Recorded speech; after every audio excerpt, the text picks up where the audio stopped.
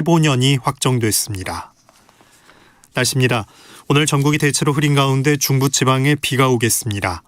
충북 남부와 호남 동부 내륙, 영남 내륙에는 벼락을 동반한 소나기가 내리는 곳이 있겠습니다. 서울의 현재 기온은 18.1도입니다.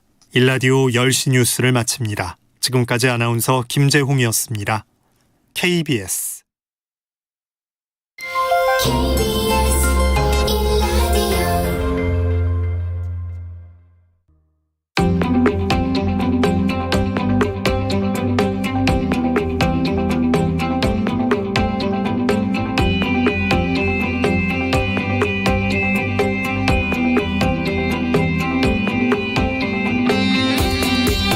김성환의 시사야.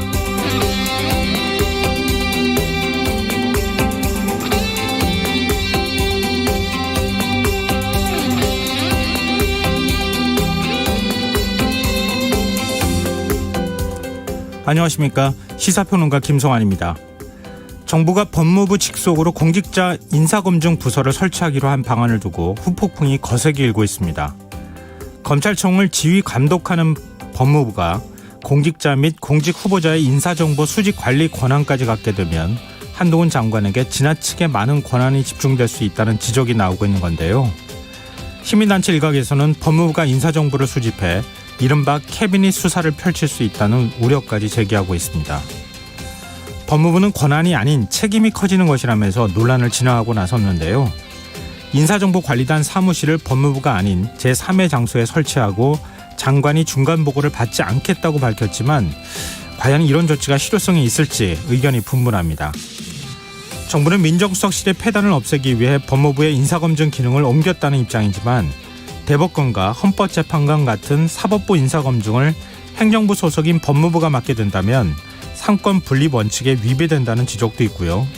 아무리 여소야대 전국이라고 하지만 인사검증이란 중요한 기능을 이관하면서 국회 입법 절차를 거치지 않고 시행령을 고치는 방식을 택한 건 역시 적절했는지 의문이 제기되고 있습니다. 사실 윤석열 정부 역시 부실검증 논란에 자유롭지 않은 상황이죠. 2명의 장관 후보자와 대통령실 비서관이 각종 논란 끝에 자진 사퇴했는데요. 이런 때일수록 인사검증 체계에 대한 다양한 논의가 필요하지 않을까요? 자세한 정권 소식 잠시 뒤 뉴스에서 살펴보겠습니다. 북한이 오늘 ICBM을 포함한 탄도미사일 3발을 연이어 동해상으로 발사했습니다. 조 바이든 미국 대통령의 아시아 순방 일정이 마무리된 시점에 무력 도발에 나선 건데요. 여기에는 어떤 의도가 있는지 더 깊이 있게 들여다보는 인터뷰 시간에 전문가와 얘기 나누겠습니다. 수요일 코너죠. 날카로운 시선으로 언론을 비평하는 미디어 직설도 준비되어 있으니까요. 많은 관심 부탁드리겠습니다. 김성환의 시사에는 청취자 여러분들의 관심과 참여 기다립니다.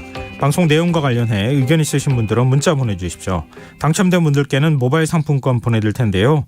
참여하실 번호는 샵9730이고요. 짧은 문자는 50원, 긴 문자는 100원의 정보 이용료가 부과됩니다. 콩 게시판을 통해서도 무료로 참여하실 수 있고요. 콩 어플리케이션과 KBS 일라디오 유튜브 채널을 통해서도 저희 방송을 실시간으로 시청 또 참여하실 수 있습니다. KBS 일라디오 김성환의 시사. 그럼 지금 시작하겠습니다.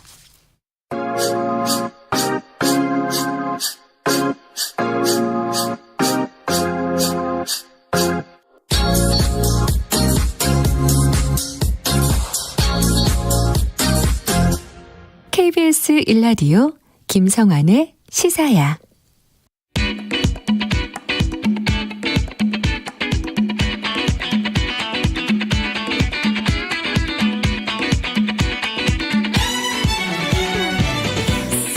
오늘 놓쳤던 뉴스 꼼꼼히 정리해드리는 뉴스야 시간입니다. 오늘은 김민하 시사평론가 나와 계십니다. 안녕하세요. 안녕하세요. 예, 북한의 탄도미사일 발사 소식부터 좀 저희가 정리해봤으면 좋겠는데요. 오늘 오전 6시부터 한 42분까지 3발을 연속으로 발사했어요. 그렇습니다. 또 안 쐈으면 좋겠는데. 네, 그렇죠. 우리 바람은 그렇죠. 그렇죠. 네. 작정하고 쏩니다. 이 조 바이든 미국 대통령의 한국과 일본 순방 직후에 이렇게 미사일 3발을 연달아 발사한 건데 말씀하신 대로 오전 6시 그리고 6시 37분 42분 이렇게 발사를 했습니다. 이 시점은 바이든 대통령이 순방을 마치고 귀국길에 오른 뒤 워싱턴 DC에 도착하기 2시간 전인 그런 시점인데 네.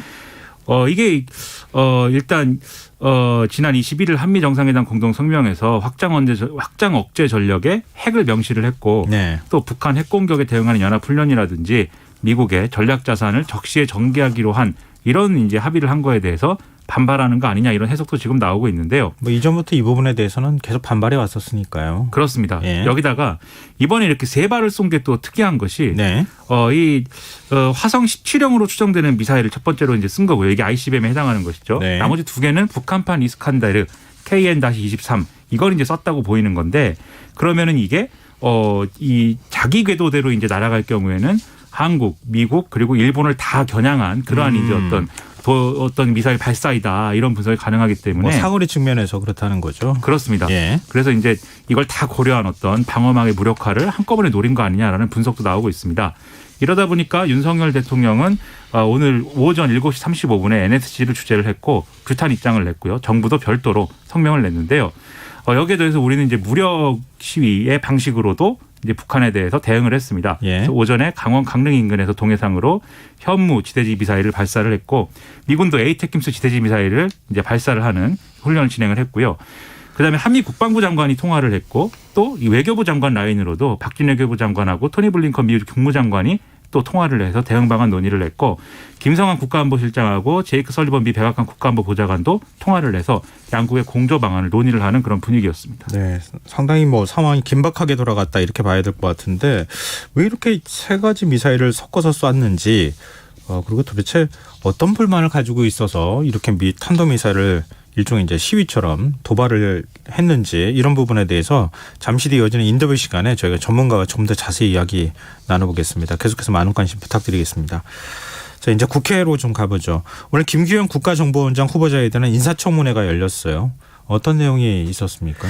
일단 뭐 여러 가지 얘기가 나왔는데요. 무엇보다도 이제 방금 말씀드린 이제 북핵 문제에 대해서 아무래도 국회가 다룰 수밖에 없는 그런 상황인 것이죠. 네. 국민의힘 조태용 의원이 지금 상황에서 김정은 국무위원장과 북한의 비핵화 의지가 있다고 보는지를 이제 질의를 했는데 예. 김규현 후보자는 북한이 스스로 비핵화 의지는 거의 없다고 본다 이렇게 견해를 밝혔습니다. 근데 이제 조태용 의원이 이렇게 질의를 한 거는 이전 정권, 이제 문재인 정권에서의 대북 정책에 대해서 문제 제기를 하려는 의도가 상당히 이제 있었던 것이죠.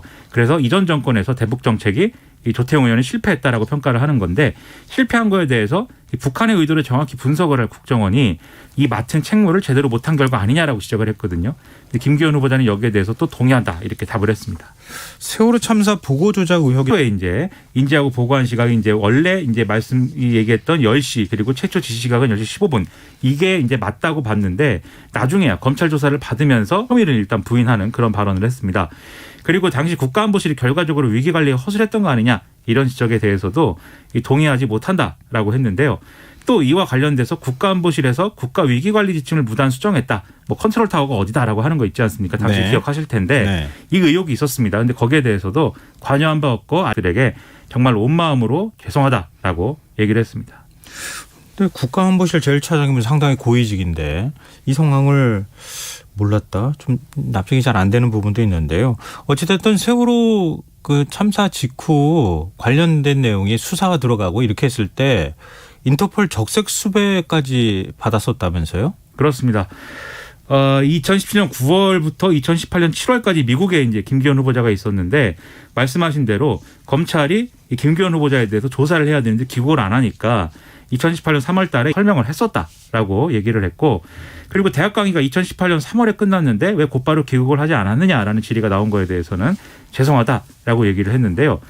더불어민주당 윤건영 의원 같은 경우에는 예. 이때 이런 조치를 지금의 이제 한동훈 법무부 장관이 이때 이제 공소 제기도 하고 이런 조치도 했는데 네. 그러면 한 사람은 수사하는 위치에 있었고 한 사람은 뭐 일종의 상황으로 볼 땐 수사를 기피하는 듯한 모습을 보였다. 그래서 적색 수배까지 내렸다.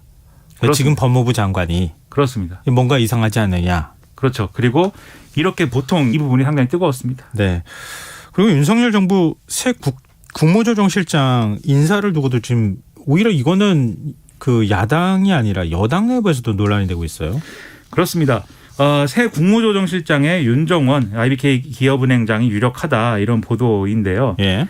기획재정부 경제정책국장 그리고 청와대 경제금융비서관 등을 지냈고 문재인 정권에서 청와대 경제수석을 여정부에서 함께 일한 경험이 있기 때문에 이 국무조정실장이라는 직책상 한덕수 군에 이때 이제 윤종원 행장은 대통령 경제보좌관실에 파견 11년에 네. 또 윤종원 행장이 경제금융비서관으로 갔을 때도 한덕수 총리는 주미대사였기 때문에 같은 이제 정권에서 일을 한 경력이 있다라는 이제 그런 게 작용한 거 없는 일이다.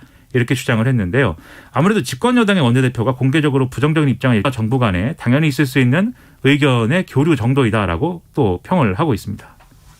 노무현 정부 총리도 지금 총리를 임명하지 않았습니까? 그렇습니다. 네. 근데 그렇게 따지기 시작하면은 뭐 여러 가지 이제 뒤를 따르는 논리들이 또 나올 것 같긴 한데 어찌됐든 한덕수 총리 입장 낸 게 있습니까? 일단 이 정부 세종청사 기자실에서 출입기자단을 만나서요. 이 윤종원 행장에 대해서 좀 높게 평가를 했습니다. 그래서 훌륭한 경험을 가진 사람이다.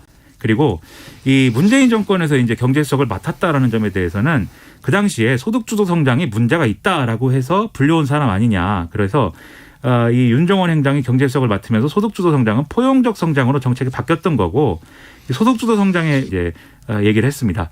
그리고 이제 마찬가지로 윤석열 대통령도 이런 얘기가 나오다 보니까 이게 비서실이나 경제부처에 있는 사람들 일부도 반대하는 문자를 보내와서 고심 중이다라고 얘기를 했다라고 지금 언론 보도가 나오고 있는데요. 네. 이런 상황에서 한국경제신문은 이런 반발이 있지만 윤석열 대통령은 윤종원 행장을 초대 국무조정실장에 임명하기로 결정을 했다라고 이제 보도를 했습니다. 네. 근데 과연 이 보도가 맞는 건지는 이제 내일 이제 지켜봐야 알 수 있겠죠. 국무조정실장은 장관급이죠. 그렇습니다. 장관급입니다. 예.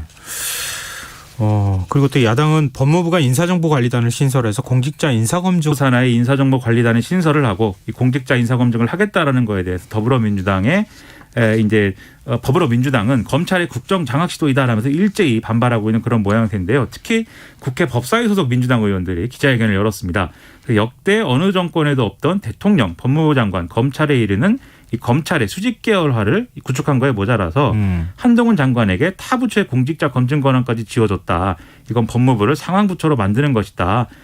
그렇게 하려는 이 의도와 또 근거는 뭐냐 이렇게 이제 비판을 했고요. 네. 구체적으로 정보조직법상에 법무부는 법무에 관한 사무를 이렇게 하게 돼 있기 때문에 이 인사검증 권한을 이 인사혁신처가 원래 갖는 권한을 이 법무부로 이관하는 것에는 법적인 정당성이 없다.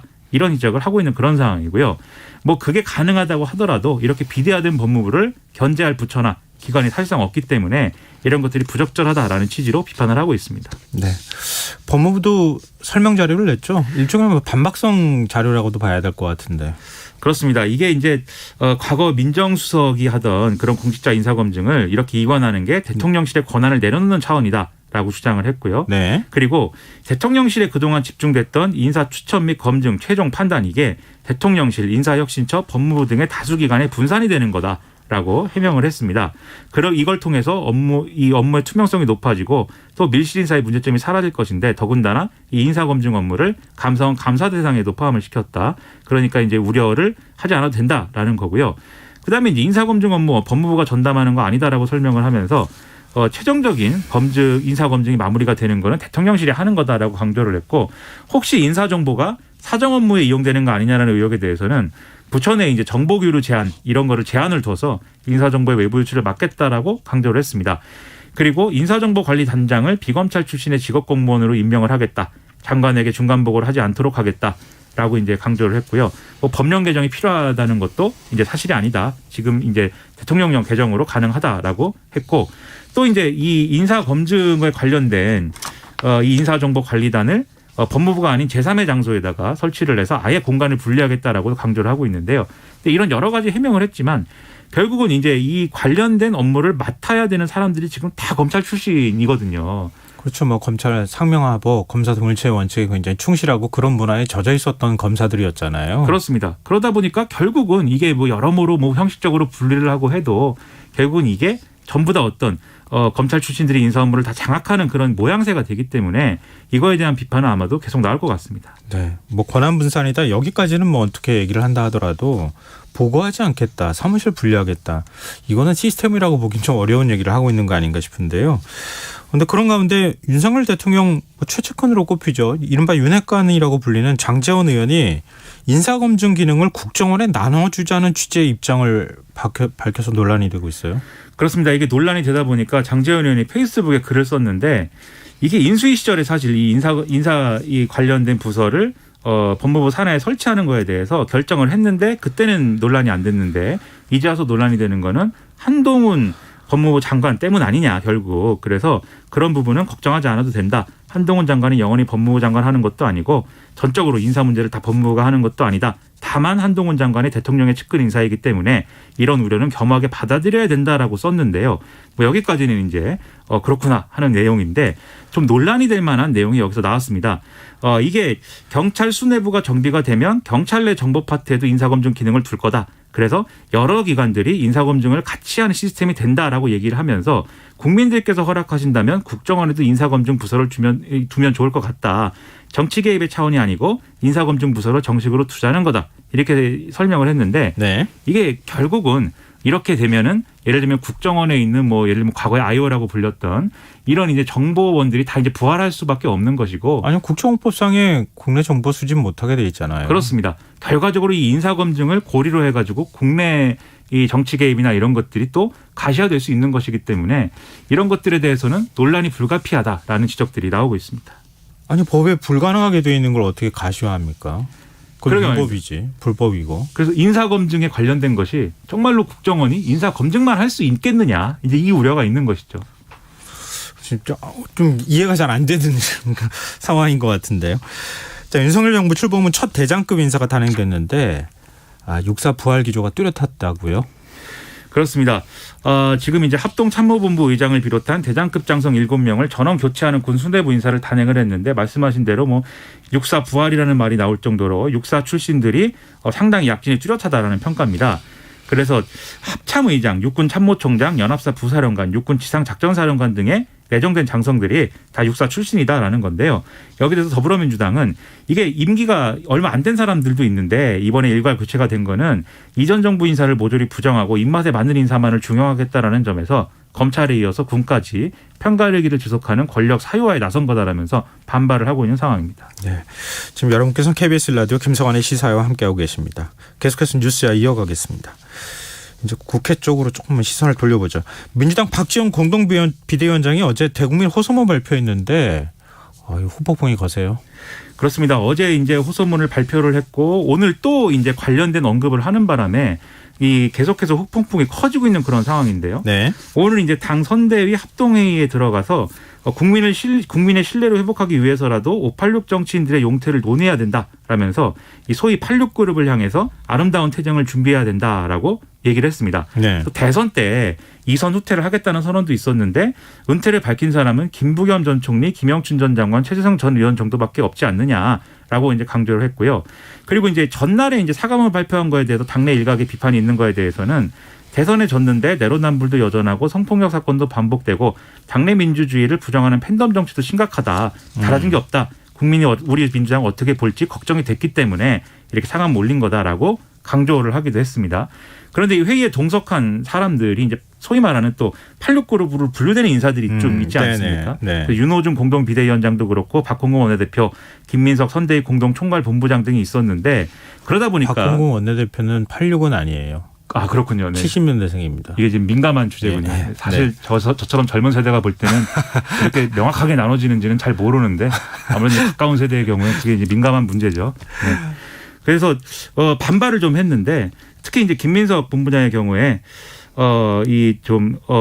여러모로 이제 조목조목 이제 좀 우회적으로 반박을 했고 윤호중 위원장의 경우에는 이게 지도부냐, 뭐 비대위원장으로 자격이 있는 거냐라면서 책상을 탁 치고 퇴장을 했는데 여기에 대해서 박지원 위원장은 그럼 나를 왜 비대위원장을 시켰냐 이렇게 반발하는 그런 상황들이 이어졌다고 합니다.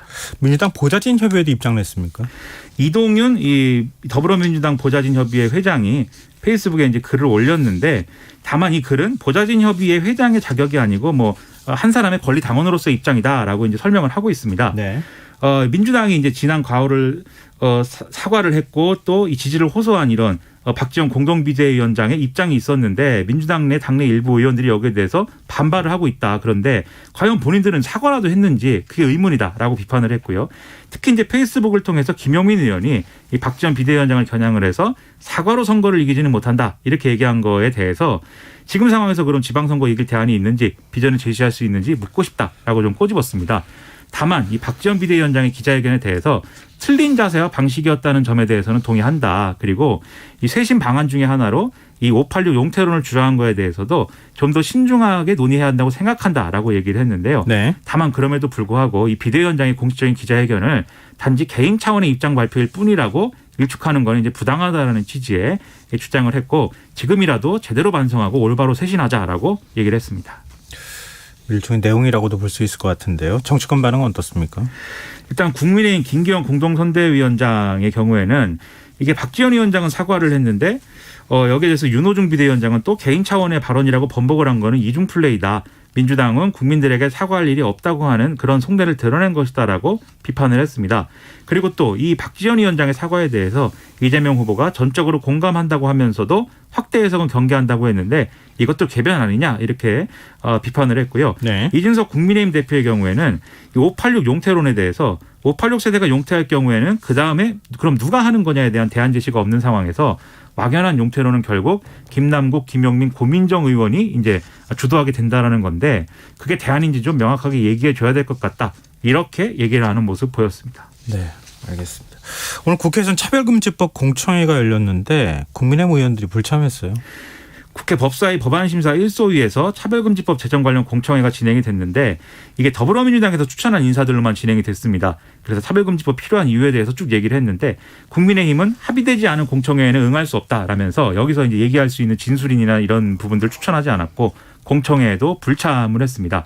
지금 차별금지법은 다 아시다시피 이제 합리적인 이유 없이 성별 등을 이유로 고용, 교육기회 등에서 불리하게 대우하는 행위를 차별로 보고 그거를 이제 하지 않도록 하는 그런 내용을 담고 있는데요. 네. 이게 2007년에 17대 국회부터 계속 법안이 이제 좀 제기가 됐는데 국회 문턱을 넘지 못했던 거거든요.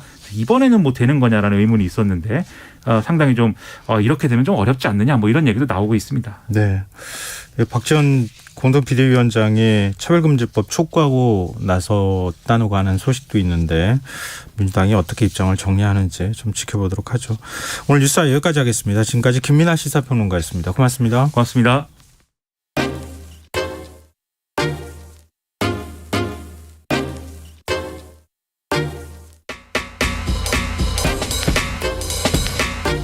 바쁜 당신이 알아야 할 모든 것 여기에 있습니다.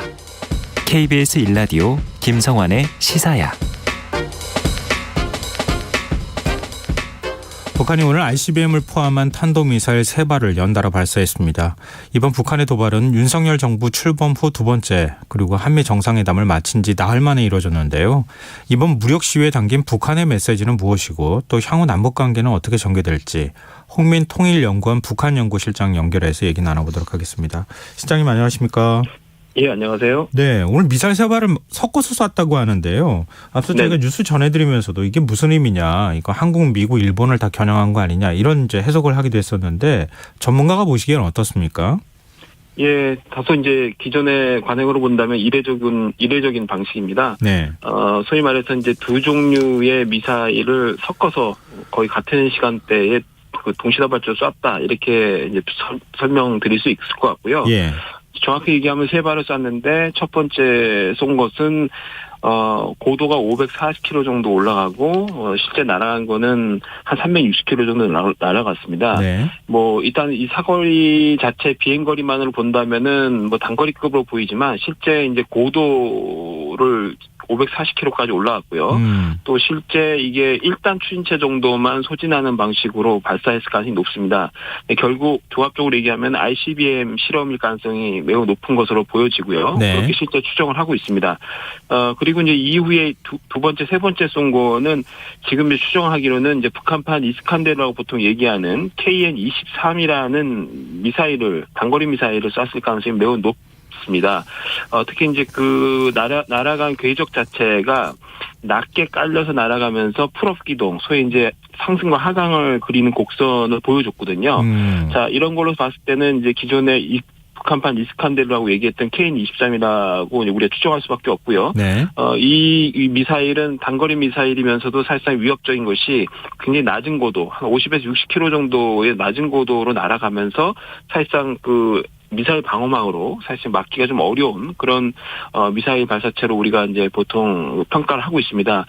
이렇게 이제 ICBM과 단거리 미사일을 같이 섞어 쏜 거죠. 예. 섞어 쐈다는 건 결국 의도가 결국은 미국 본토를 타격할 수 있는 장거리 미사일과 그리고 한반도 전역과 미 칠함대까지 포함하는 소위 한반도권에 있는 미군과 한국을 표적화해서 동시적으로 공략할 수 있다라는 자신의 의지를 상당히 보여줬다. 그래서 상당히 심각하게 볼 수밖에 없다는 거죠. 네. 한미 군당국은 뭐 미사일 발사 직후 한 1시간 만에 즉각 공동 대응에 나섰다고 알려져 있는데요. 미사일 쏘고 또 공군은 엘리펀트 워크 훈련을 실시했다고 하는데요. 이 정확하게 어떻게 대응을 했다고 볼 수 있습니까?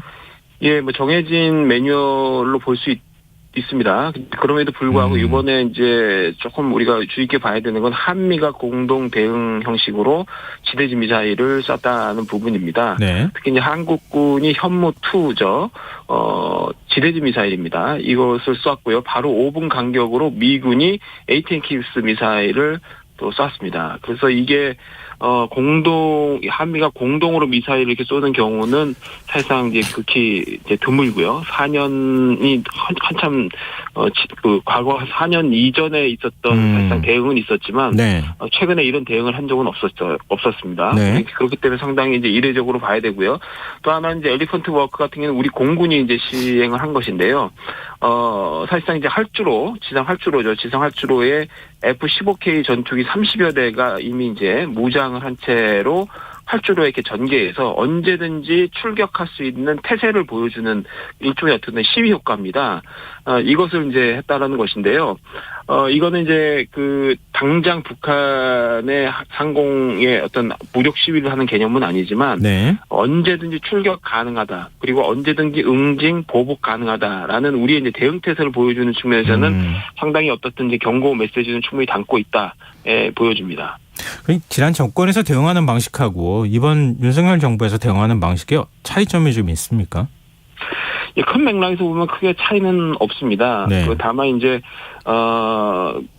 북한의 이제 무력 시위에 대해서 사용하는 용어라든가 이런 부분에서는 상당히 이제 단호함이 좀 더 강화된 부분이 있습니다. 네. 그러나 실제 이제 오늘 보여준 한국군과 미군의 어떤 이런 미사일 발사라든가 이런 부분도 미군이 같이 한 것에는 좀 차이가 있지만 어쨌든 한국군 차원에서도 지대지 미사일을 발사함으로써 북한에게 경고를 날리는 부분은 이미 했던 부분이고요. 엘리펀트 네. 워커도 역시 지난 정부에서 이미 한 바가 있습니다. 따라서 기본적인 매뉴얼에서는 큰 차이는 없었다고 보는 게 맞을 것 같습니다. 네. 그러니까 뭐 미사일이란 표현 이걸 뭐 지난 문재인 정부에서는 발사체라는 표현을 썼는데 이번에는 탄도미사일 이렇게 딱 아예 적시해서 이렇게 표현하는 방식도 좀 차이가 있다 이런 말씀이신데요. 하여튼 타이밍도 조금 묘해요.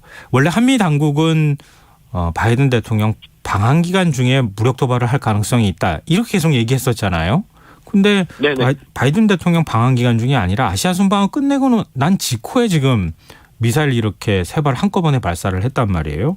여기는 어떤 의도가 숨어 있다고 보십니까?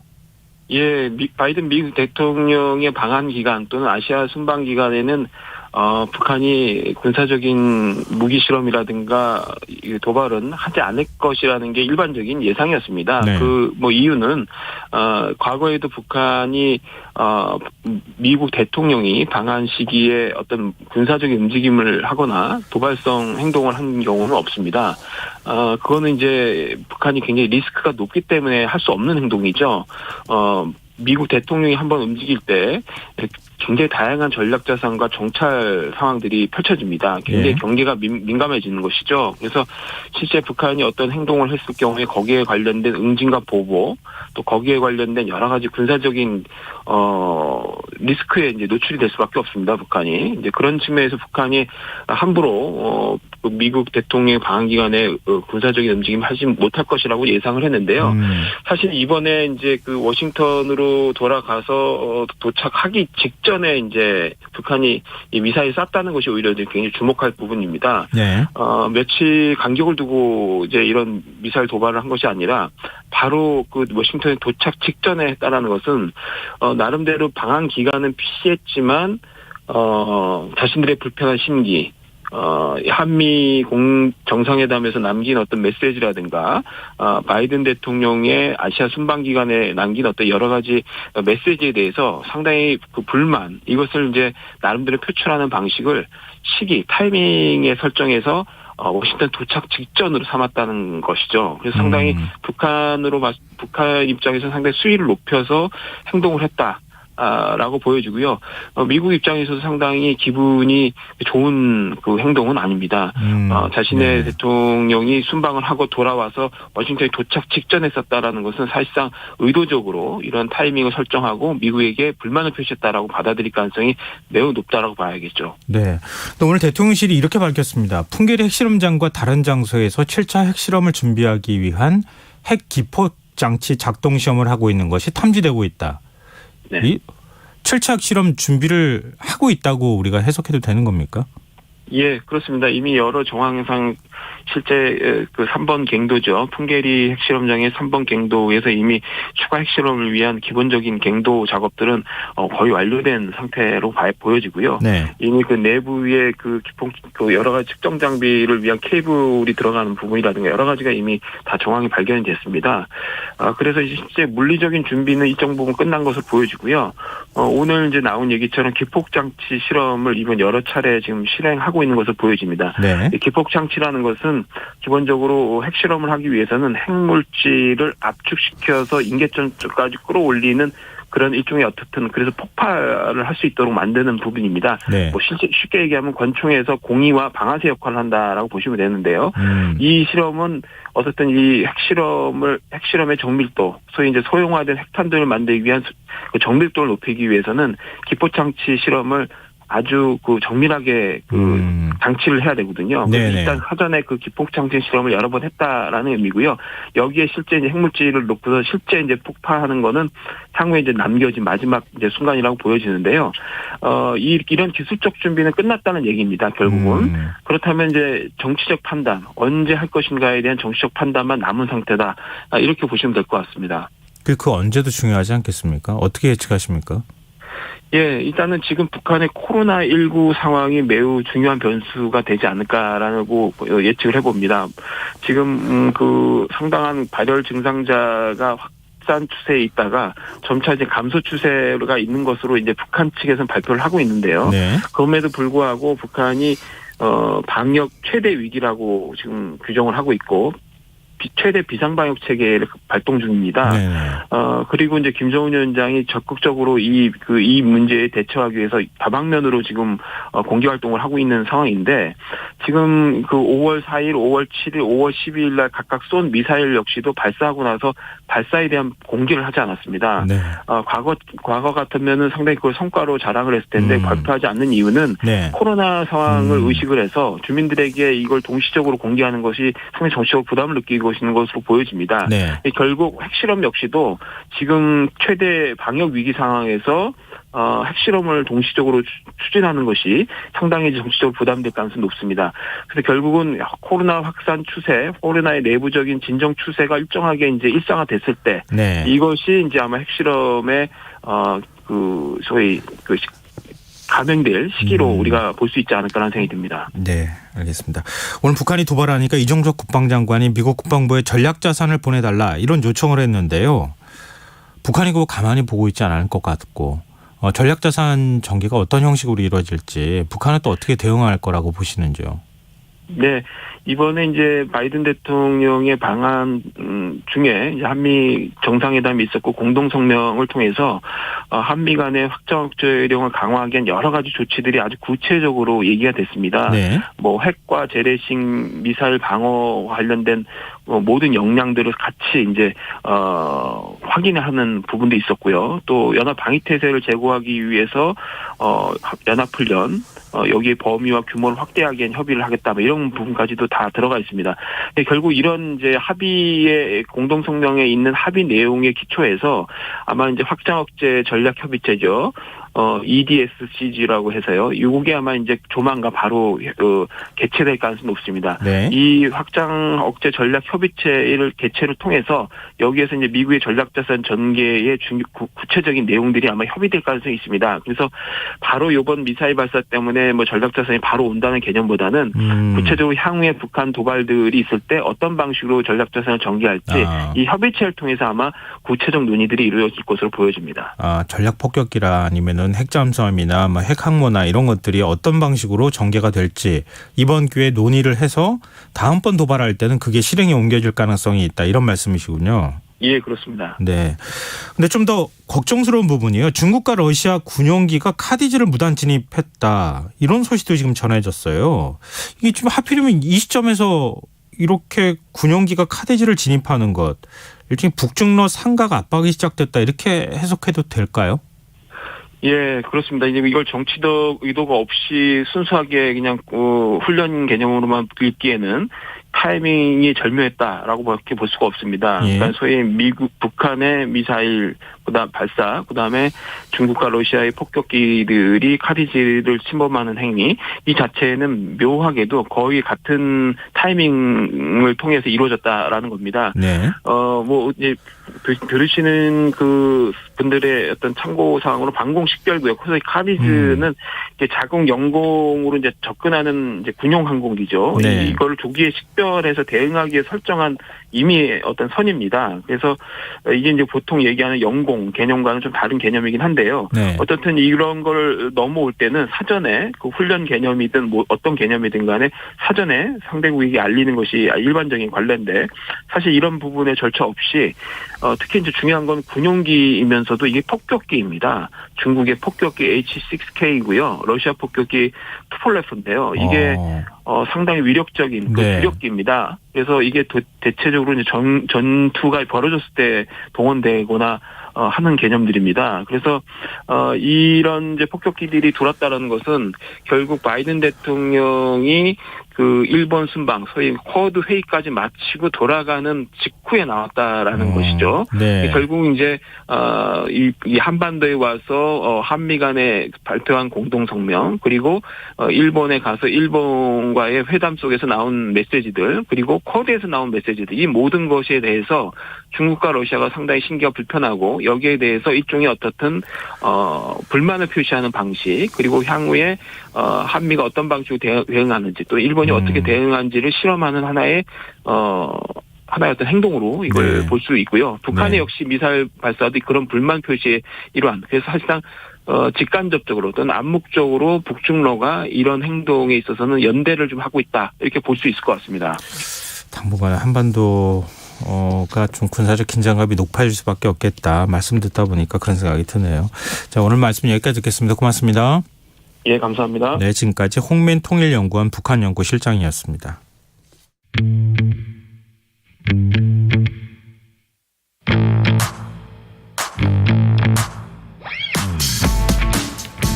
냉철하고 가감 업무 분석으로 미디어 본연의 역할을 찾아가는 시간입니다. 미디어 직설 언론인권센터 윤여진 상임이사 전화로 만나보겠습니다. 이사님 안녕하십니까? 네, 안녕하십니까? 네, 어떤 미디어 이슈 오늘 얘기해 볼까요? 네. 청취자 여러분들은 지금 국회 앞에서 차별금지법 제정을 촉구하는 단식 논성이 45일째 이어지고 있다는 사실을 아시나요? 지난주에는 단식 농성을 벌이던 차별금지법 제정연대 이종걸 공동대표가 병원에 응급실에 실려가는 안타까운 일까지 발생을 했는데요. 네. 그럼에도 차별금지법에 대한 언론의 관심은 한참이나 부족한 상황인 것 같습니다. 차별금지법은 지난 2007년부터 15년간 제대로 된 논의가 이루어지지 못한 채 법안 발의와 폐기를 반복해왔습니다. 네. 현재 21대 국회에서도 4건의 법안이 계류되어 있는데 고 변희수 하사의 안타까운 사건 이후 차별금지법 제정에 관련된 관심은 커졌지만 신문과 방송에서 여전히 관련 보도를 찾아보기 힘든 실정인데요. 왜 언론에서는 이걸 제대로 다루고 있지 않은지 오늘 미디어 직설 코너에서는 이 이야기를 좀 나눠보려고 합니다.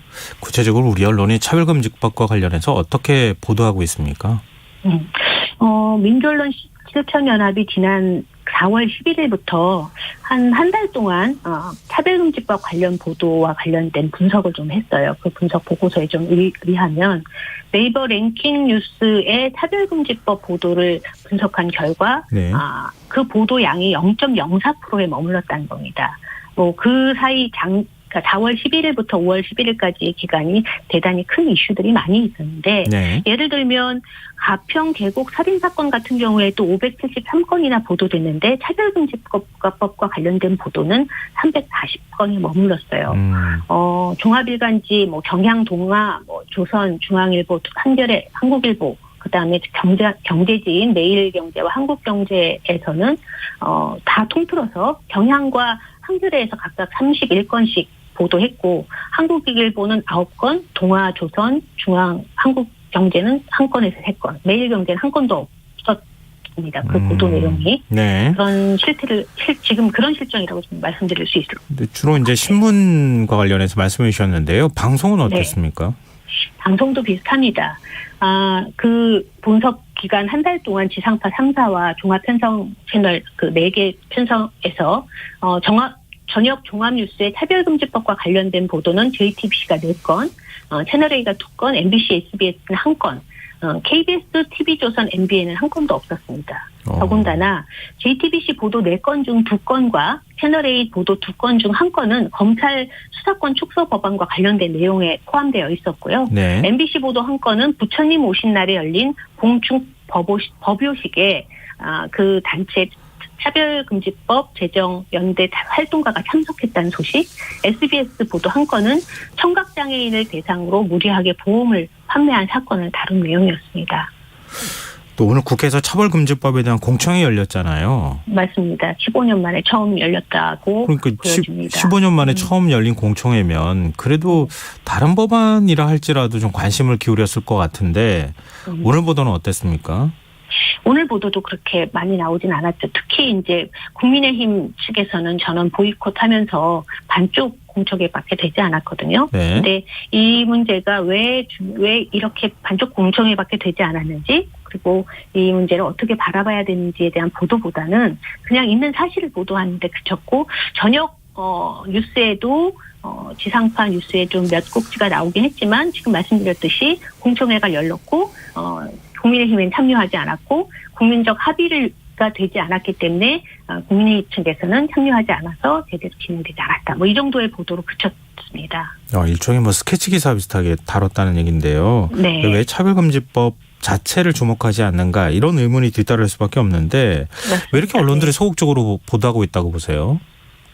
이미 국민들은 차별금지법 제정이 필요하다고 한 70% 이상의 국민들은 제정이 필요하다고 얘기를 하고 있는데도 불구하고 언론이 유독 차별금지법에 무관심한 건 언론사와 그 종사자들이 보도하는 내용은 주류 지향성에 관련되어 있다고 좀 생각이 들어요. 그것은 언론의 본질적 속성상 사회 중심부에서 일어나는 주류 엘리트들의 집단의 의사결정과 행동, 국회 아니면 정부, 청와대를 관찰하고 전달하는 데 좀 집중되어 있죠. 또 그것이 또 어떻게 보면 국민의 알 권리와도 관련되어 있는데 그럼에도 불구하고 많은 사람들의 삶에 영향을 미치는 권력을 가진 이야기뿐만 아니라 우리와 관련된 차별금지법이 이렇게 네.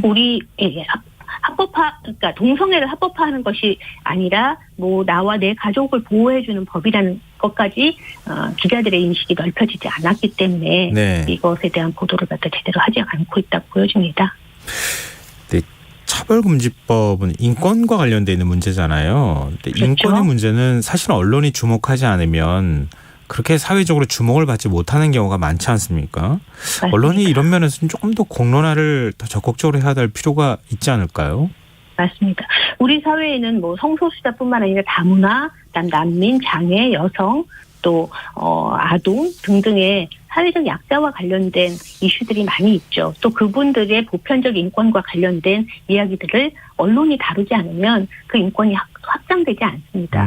그럼에도 불구하고 언론은 그 이슈에 대해서 차별금지법이 제정을 통해서 그들의 권리가 보장되고 확장되는데 관심을 가져야 되는데 사실 언론이 자기 역할을 제대로 하지 않는다라고 보일 수밖에 없을 것 같아요. 근데 언론사 인적 구성이 고학력 남성층에 쏠려있기 때문 아니냐라고 하는 분석도 있다고 하는데 이게 어떤 근거에서 그런 겁니까?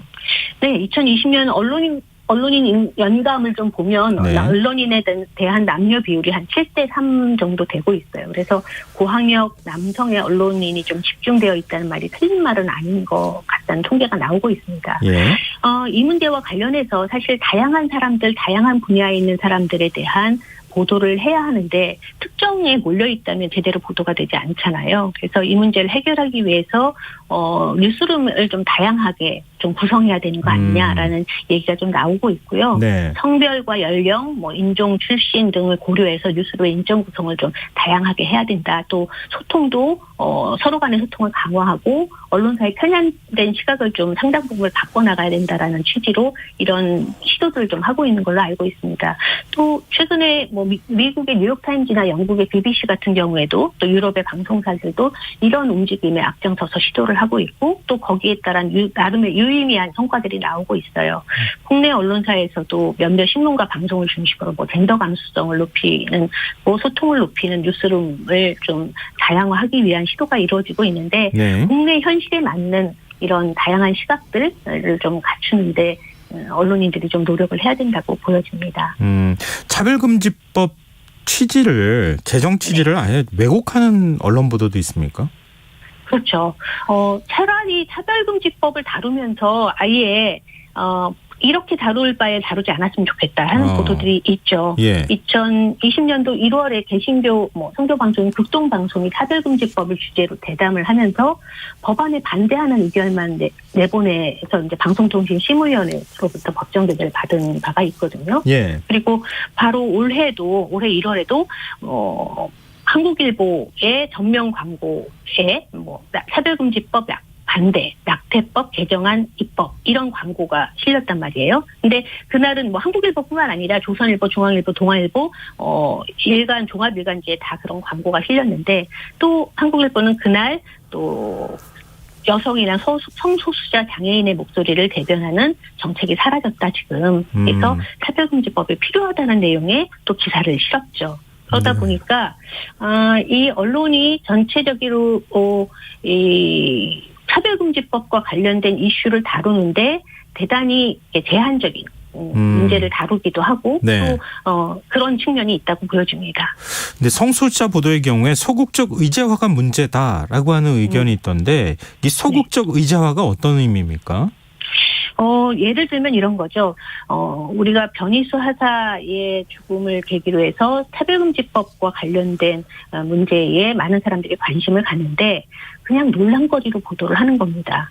이것은 우리와 다른 사람들의 이야기로 제안해서 기사를 그 문제를 프레임화시키든지요. 네. 예를 든다면 작년에 지상파 방송에서 보헤미안 랩소디와 관련된 영화를 상영을 했는데 네. 그 프레디 머큐리 같은 경우에는 성소수자로서의 어떤 동성애자로서의 삶의 모습을 보여준 영화였음에도 불구하고 네. 동성애자끼리의 키스 장면을 삭제한다든지 네, 이런 것들을 보면은 소수자 보도와 관련해서 다 그들의 삶의 어떤 절박함이라든지 왜 그들이 생존의 문제를 갖다 이렇게 다루고 있는지에 대해서 바라보지 않고 완전 타자화시키고 그들의 문제를 논란거리 정도로 축소시킨다든지 프레임에 갇혀버리게 만드는 것이라고 좀 보여집니다. 포털은 어떻습니까? 포털도 언론 기능을 하고 있으니까요. 포털이 어떻게 뉴스 배치하는가도 중요하지 않겠습니까? 네, 네이버 기사 댓글에서 혐오 표현이 심심치 않게 발견되고 있어요. 한겨레 차별금지법 관련 기사의 아래의 댓글을 보면 차별금지법 반대, 변태 성욕자들의 취업 축제를 안 볼 권리를 달라 등등의 댓글이 달리고 있고 또 그것뿐만 아니라 아프리카 난민의 하루를 다룬 한국일보 기사의 댓글에도 당신들의 나라로 돌아가라, 추방해야 된다라는 등의 댓글들이 달리고 있습니다. 이런 것들은 지극히 이제 그 혐오적인 표현들을 그대로 노출시키고 있다라고 보여지는데 사실 네이버에서 이용 약관의 혐오 표현과 콘텐츠 정의나 규제를 조항하는 것을 좀 명시를 하고 또 혐오 표현의 기준을 국가인권위의 혐오 표현 리포트에서 발표한 표현의 정의에 부합하는 수준으로 좀 개선할 필요가 있죠. 그래서 혐오 표현의 현황에 대한 실태 파악을 위한 노력과 개선책 등을 네이버 측에서도 포털 측에서도 관리를 해야 된다라고 좀 보여집니다. 언론 미디어 단체들은 차별금지법 제정이 오히려 언론의 변화를 앞당길 수 있다. 이런 진단을 내놨다고 하는데요. 이게 네. 어떤 의미고 이사님은 어떻게 보십니까? 네, 지난 4월 25일 언론개혁 시민연대, 민원연, 저희 단체를 포함해서 예. 국회 앞에서 기자회견을 열었습니다. 그때 이제 언론 시민단체들이 얘기했던 건 뭐냐면 인권적 관점이 결여된 언론은 혐오와 차별의 확성기가 될 수 있다는 사실을 우리 스스로 잘 알고 있거든요. 그동안에 언론이 보여준 모습을 보더라도요. 네. 그래서 차별금지법 제정이 언론 피해를 예방하고 사회적 책임을 강화하는 데 도움이 될 수 있다. 그래서 언론은 이 평등한 사회를 만드는 데 있어서 사실 차별금지법 제정을 통해서 언론 스스로가 그 책임을 절감하는 책임에 대해서 크게 느껴야 된다라는 그런 이야기를 좀 했습니다. 네, 알겠습니다. 장소민님 청취자께서요. 언론이 혐오를 꼬집고 더 살기 좋은 세상을 만들기에 앞장서는 게 아니라 혐오를 재생산하고 확산하고 있는 형국입니다. 안타깝습니다. 이런 의견을 또 보내주시기도 하셨습니다. 맞습니다. 언론이 한번 좀 우리 사회 인권 문제에 대해서 좀 진지한 시각으로 바라볼 수 있는 계기가 마련됐으면 참 좋겠다. 네. 이사님 말씀 들으면서 그런 생각하게 되네요. 네, 오늘 말씀 여기까지 듣겠습니다. 말씀 고맙습니다. 네, 감사합니다. 네, 지금까지 미디어 직설 언론인권센터 윤여진 상임이사와 함께했습니다. 김성원의 시사야 청취자 여러분들의 관심과 참여 기다리고 있습니다. 참여하실 문자 번호는 샵9730이고요. 짧은 문자는 50원, 긴 문자는 100원의 정보 용료가 부과됩니다. 콩 게시판은 무료로 이용하실 수 있습니다. 김성원의 시사야 1부 순서는 여기서 마무리하겠습니다. 전 11시 전과 2부에 다시 오겠습니다.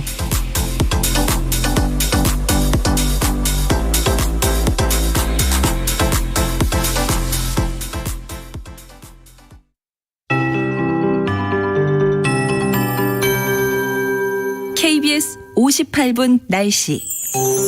내일 중부지방은 구름 많다가 차차 맑아지겠으나 늦은 오후부터 다시 구름 많아지겠습니다. 남부지방과 제주도는 가끔 구름 많다가 오후에는 대체로 맑겠습니다. 현재 중부지방에 내리는 비는 새벽에 전북과 전남권 북부, 경상 서부 내륙으로 확대됐다가 아침까지 대부분 그치겠습니다. 예상 강수량은 5mm 안팎입니다. 특히 수도권과 강원 영서,